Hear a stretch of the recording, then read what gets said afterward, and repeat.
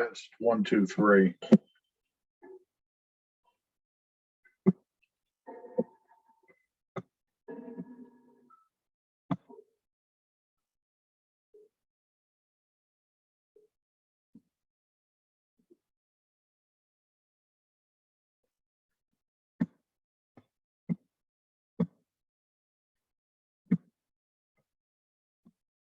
Test 1, 2, 3.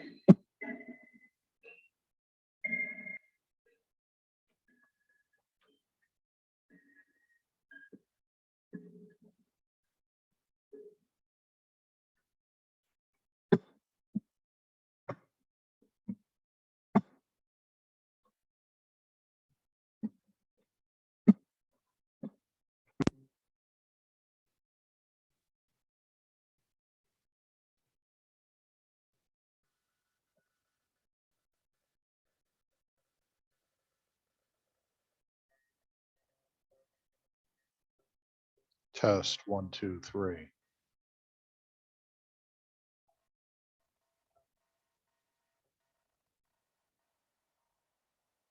Test 1, 2, 3.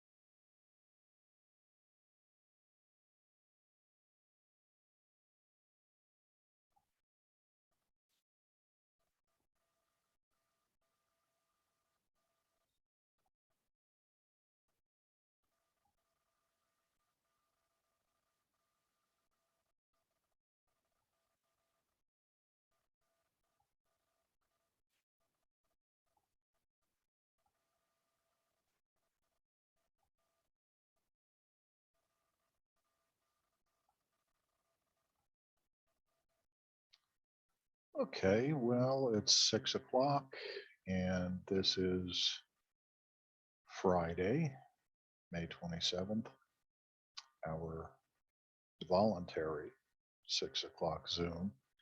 So, as I see, our colleagues, our members are breaking the doors down to get in. I want to introduce the next area of business. You will recall that the first meeting, first recording, we discussed the 3 areas that would be on the final presentation: the final work product, your final deliverable, which is Betty's Bats. And we said that there were 3 major areas. One was going to be forecasting, one was going to be this critical path, project, evaluation review technique, slant CPM, but we will be using critical path. So some things about project. And lastly, the optimization piece. And each one of these is useful in either operations management, project management, production management. And I have taken to using the acronym OPPM. So our class is an OPPM class, as we are working with tools that we can use in any of those areas. So I'm going to share screen and record this video for our colleagues. And the areas we want to talk about a little bit in this deck of PowerPoint slides are now up in contents on Blackboard. By the way, what I will do, if you notice in Blackboard, I took down the videos themselves because of the file size, and the university is not overly generous with providing capacity. We want the programs, we want all of that stuff. We just, don't want to pay for it, so whatever. So what we are reverting to is uploading this onto my channel on YouTube and then providing the link to that in the content section. So let's talk a little bit about this idea of PERT CPM. And, again, from a production management, slant project management perspective, this idea of PERT CPM helps us with things like scheduling, known activity times for different things. So, for example, if we were, I don't know, building a bridge, building a home, whatever it happened to be, there are some known things, there are some known times, cure times on concrete, for example. We know these things. So it's the unknowns that can oftentimes give us, frustration. And so we try to schedule things where these activities are a bit uncertain. And as you'll see when we go forward, we start to use phrases like earliest start time, earliest finish time, latest start time, latest finish time, and so forth. So we're going to talk about a little bit of that this evening. And, we'll finish up probably next week sometime.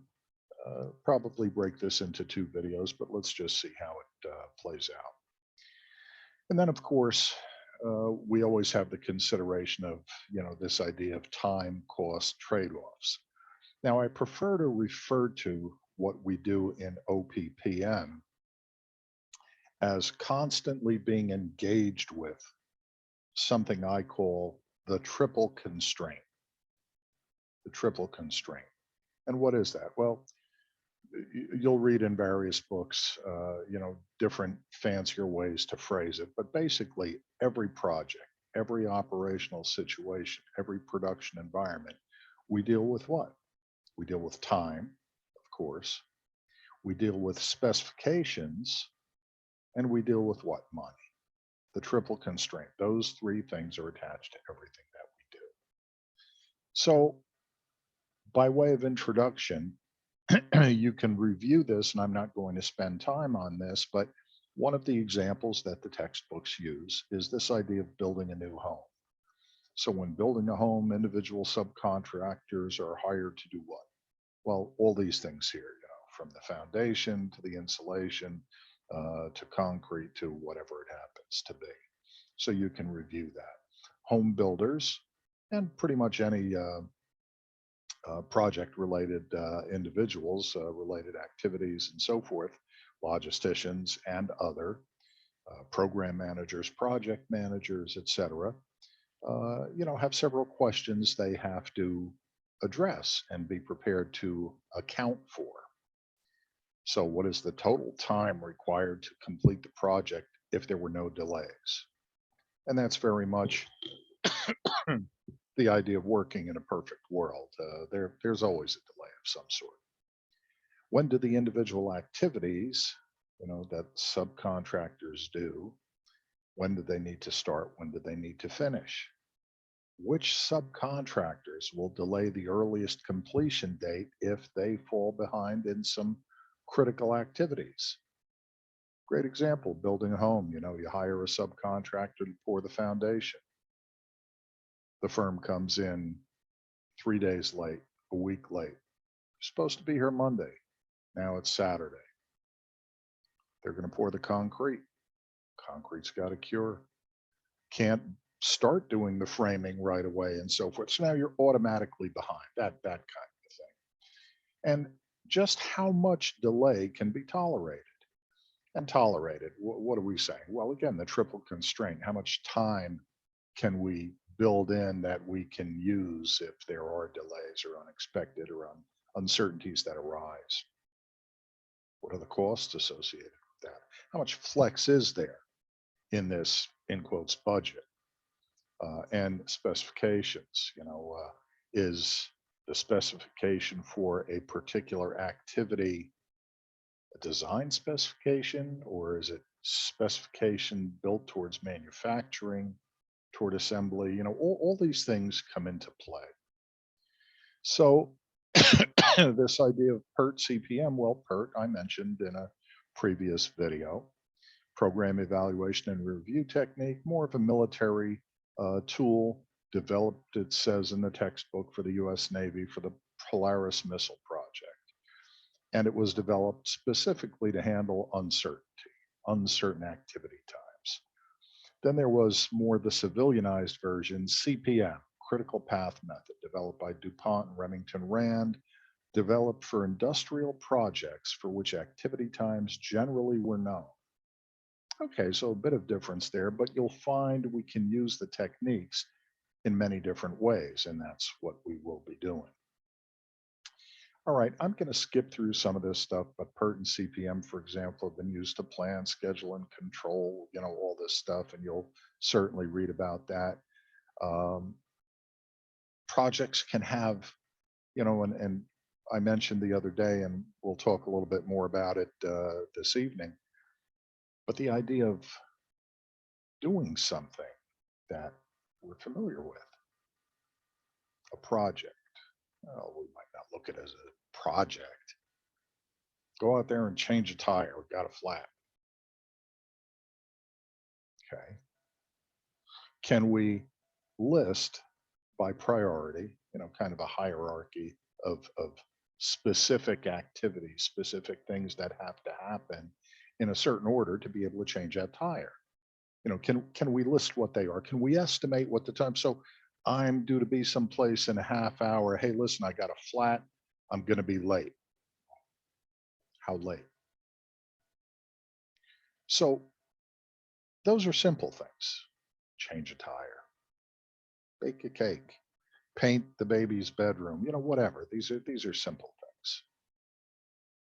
What about more complicated things where the activities are not just 5 or 10, but several hundred, several thousand, several 100,000? Unsure about that? Think about launching. In my day, it was the space shuttle. Now we deal with SpaceX and Elon Musk and all of that. But think about launching something like that into space. How many individual activities must there be that have to happen in a certain order? Some things dependent on the previous activities. And yet we've got a launch window that we have to meet. How do we do that?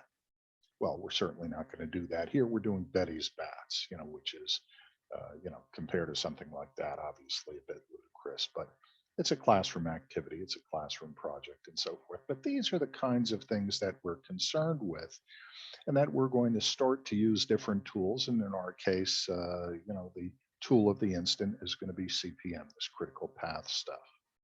So you're going to go through some of these slides. Project managers rely on PERT CPM to help them, and you'll read through that. You'll read about a project network, what the nodes are, what the arcs are, what those things represent. And this is where we start to talk about a little bit of critical path. And so when we talk about the critical path, in a sense, we're graphically representing a path through a network using a series of nodes and arcs and a whole bunch of things to lay out a visual of what has to happen in what order and what is pre-dependent on something else. Several projects in the textbooks, Mohawk Discount Store. You can read about that, and it lays out graphically this critical path and so forth. And, we're Bridge City developers here. There's another one and so forth. So here's where I want to begin, because we're going to start with something called Frank's Fine Floats. What's the importance to you? Well, aside from a learning activity that hopefully generates some understanding, it is one of the three pieces we're going to be using for our final project, which is a euphemism for your final project, which is Betty's Bats. And I'm going to say it this way because I don't want it to seem like, this is the easy way to get through the course.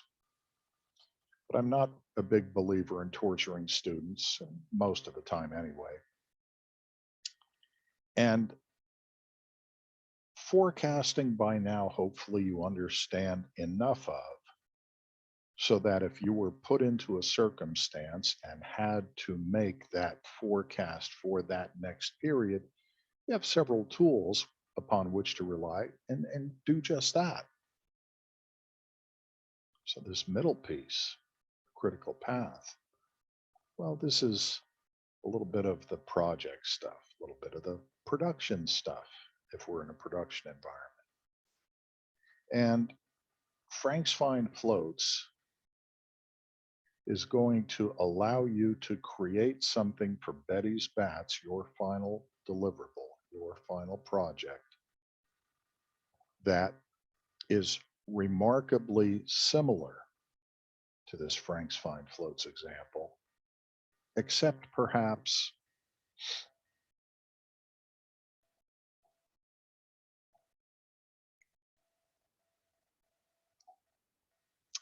a bit more linear. All right, look at the slide. Really clever. I grant you that. T, well, we're used to seeing that T thing back in forecasting. Remember? Something, forecast, demand, sub T, sub T plus one. So we get the idea. T is time. Okay. The duration in the instant, the duration of a particular activity. And then all this really clever stuff. ES, earliest start time. EF, as in Foxtrot, earliest finish time.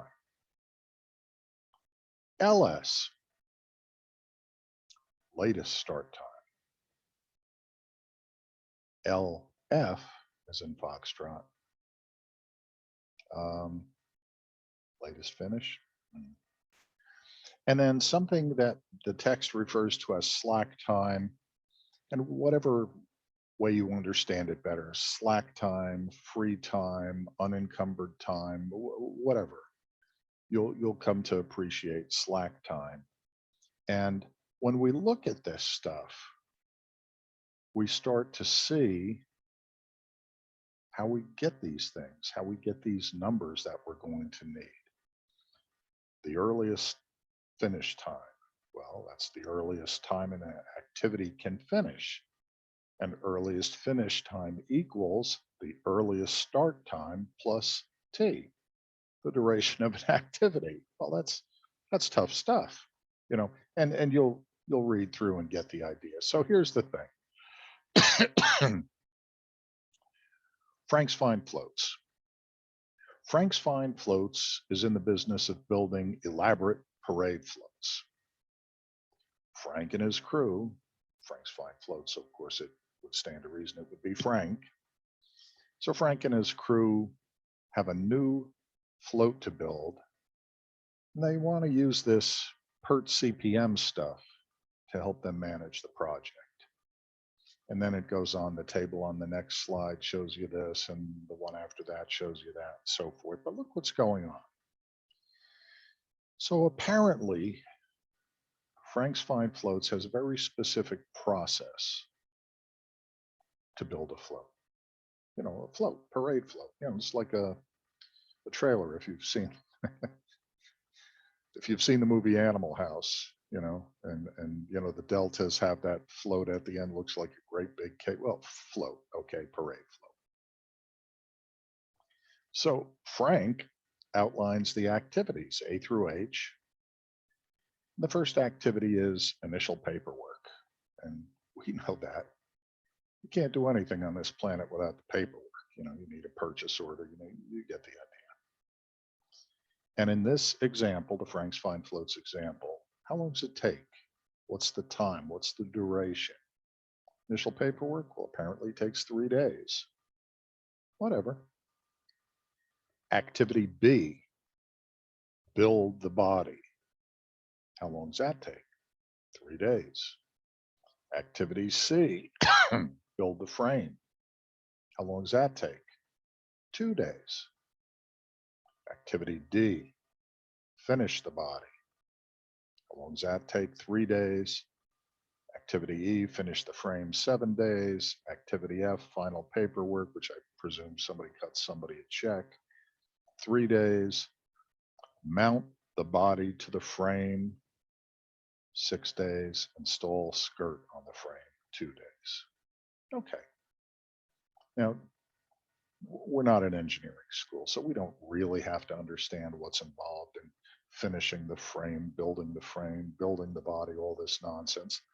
Whatever these things. What we know is we know the time of each of the activities, we know the name of the activities, and we have a sense of the precedence of the activities, A through H. Now, here's an interesting column. It suggests immediate predecessors. Predecessors comes before. Is there anything that comes before doing the initial paperwork? And the answer is no. I mean, I suppose you could make the point that, well, somebody had to call somebody on the phone, so the initial phone call, somebody had to, I propose, meet either on Zoom or in person. You get the idea. For our purposes, nothing comes before the initial paperwork. Initial paperwork, activity A takes 3 days, no predecessors. Activity B, build the body, which takes 3 days. Only in this legend here, immediate predecessors, we cannot start activity B until activity A is done. We cannot start activity B until the immediate predecessor, activity A, is done. Build a frame. Cannot start activity C until activity A is done. Got to have the paperwork done before we can start to do any of that stuff. So you get the idea with that. So here's what it looks like. So we're going to start this thing.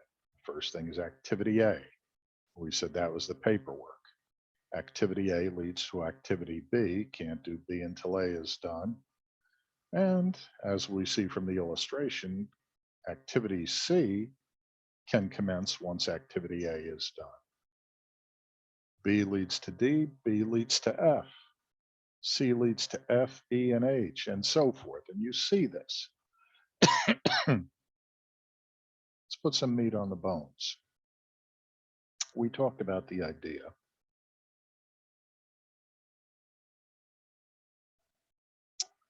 of earliest start and earliest finish times. What's the earliest that a particular activity can start? What's the earliest, assuming some things, that an activity can finish? And it gives us a clue here. Earliest start time equals, and this is important because you're going to be doing something with this. And remember, I said I don't do homework. Apparently, neither do you. That's not my point. I don't give homework, but I do task you to do certain things for your understanding. And this is one of them. Earliest start time equals what? Equals the maximum of the earliest finish times of all activities immediately preceding the activity. Read it a few times.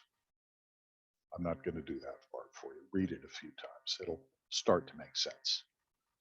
Earliest finish time equals what? Well, the earliest start time. So after you've read this a few times and you think you understand it, earliest finish time is this earliest start time plus that t. Remember that small t, the time, the duration, the amount of time it takes to do a particular activity. And so we start to see, and this is where you go back here, you're starting with something like this. Well, now we're looking at something like this. We identify the activity, activity A, paperwork. The number underneath it is that time, that duration. And we're talking about days in this example. So activity A takes 3 days. Activity B, 3 days. Activity C, 2 days, and so forth. This number, the left hand in this box up here, earliest start time. Earliest start time. Activity A, is there any predecessors to activity A? No. So we're starting at time 0, the very start of the project. Time equals 0. Well, what's the earliest that activity A can finish? Assuming, no problems, no delays. Well, it tells us activity A takes 3 days. If we start at time 0, 0 plus 3, Robert De Niro again, do the math. Activity A, 0 plus 3 is what? 3. Earliest finish time, earliest start time, earliest finish time. Activity B, it's the next one in line. How long does it take? 3 days. What's the earliest start time? We said, going back here, can't start B until A is done. B takes 3 days. Can't start B until A is done. What's the earliest finish on A? 3. So the earliest finish of A is the earliest start time of B. What's the earliest finish time of B? Well, if we start at time equals 3, 3 days, day 3, and it takes 3 days, again, Robert De Niro, I love that guy. Do the math. 3 plus 3, 6, earliest finish time. Same thing with C, D, E, F. And I want you to, well, let me go through one more slide. Latest start and latest finish time rules, because where we're going is, so if this is earliest start time, earliest finish, guess what's underneath? You got it. Latest start time, latest finish. Earliest start, earliest finish, latest start, latest finish. Earliest start, earliest finish, latest start, latest finish. Earliest start, you get the idea. So how do we get these latest start and finish times? Read, please. Have a little, well, it is legal in Jersey now. I mean, a little Tibet, little tea, vodka, whatever makes life better for you. And then read. Make a backwards pass through the network as follows. Make a backwards pass through the, what the hell? Forward, backward, forward, backward, forward. But you get the idea. Make a backwards pass through the network as follows. The latest finish time rule. The latest finish time equals the smallest latest start time of the immediate successors. Now stop. This is not hard. It's just, in a way, a bit of bizarre wording that you haven't heard before. And you're going to have to read it several times.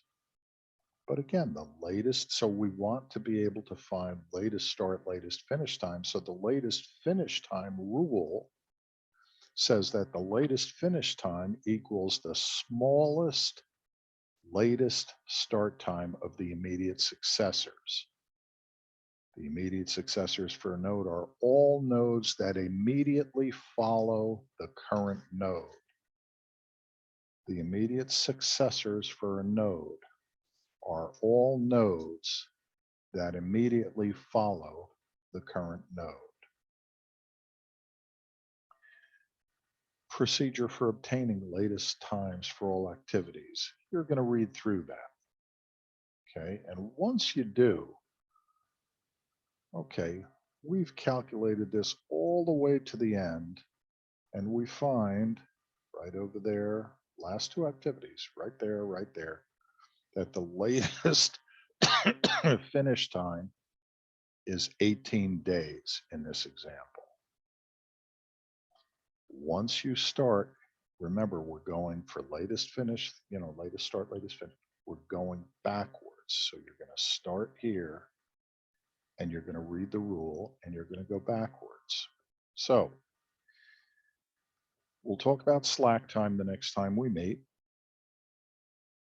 You are going to end up looking at this because this will give you the list of everything you need to know. But while you can, for Frank's fine floats, just go to this slide and backfill everything here, you need to remember what is written here for two reasons.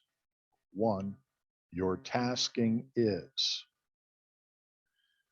pick a project, simple project, something you know, so that you're not confused with activities and all this nonsense. You already know how to do this stuff. So you can make that prioritization schedule. Change a tire, bake a cake, I don't know, do the laundry, change the oil on the car, something simple. Don't make yourself crazy, because if you can do it for something small, you can do it for something huge.